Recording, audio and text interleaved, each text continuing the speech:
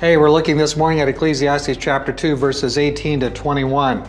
Listen up. Thus I hated all the fruit of my labor for which I had labored under the sun, for I must leave it to the man who will come after me.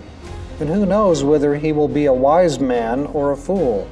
Yet he will have control over all the fruit of my labor for which I have labored by acting wisely under the sun. This too is vanity. Therefore I completely despaired of all the fruit of my labor for which I had labored under the sun.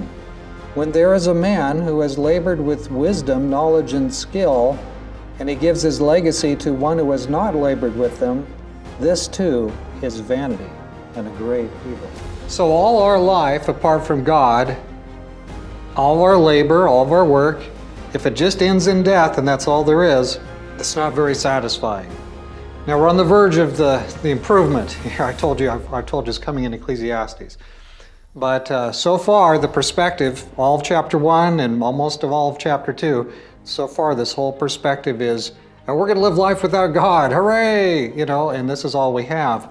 And as you take it and process it a little bit more, you begin to say to yourself, if this is all there is, this is meaningless. And out here in the 2020s, I'd say there's a lot of people that have a lot of this meaningless outlook going on. They don't believe in God. They didn't learn it from mom and dad. They certainly didn't learn it in school, and they certainly don't learn it from the advertisements or any other space. The church is by and large feminized, wimped out. It's a pale, wimpy version. It's nothing really remotely like what the New Testament, what the Bible shows us. For God's purpose and God's people. And so, yeah, you could give somebody a little bit of space for saying, hey, by the way, the church does not impress me. The church isn't going to impress anybody as long as it's so compromised, as long as we're lacking in primitive godliness. But you know what? God is ready to give us good pieces.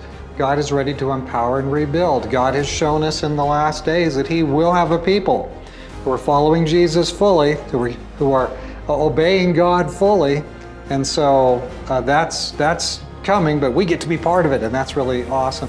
Okay, Ecclesiastes, he hated the fruit of his labors, and we're going to add a little note here at verse 21. And what are we going to say? He leaves his legacy for one who hasn't labored with him. This is emptiness, breath, wind, hevel, great evil. Life is merely hevel, breath, wind,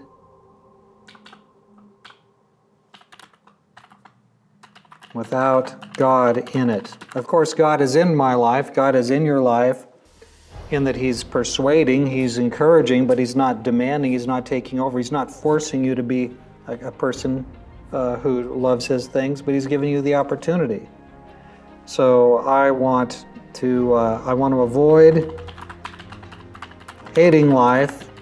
Instead, I want to love life. And the way to love life, and let's put this in caps, The way to love life is to let God show Himself in your life. Why don't we let Him do that? Hey, tomorrow morning we're going to carry on with Ecclesiastes 2, starting at verse 22. So make sure you meet me there, here,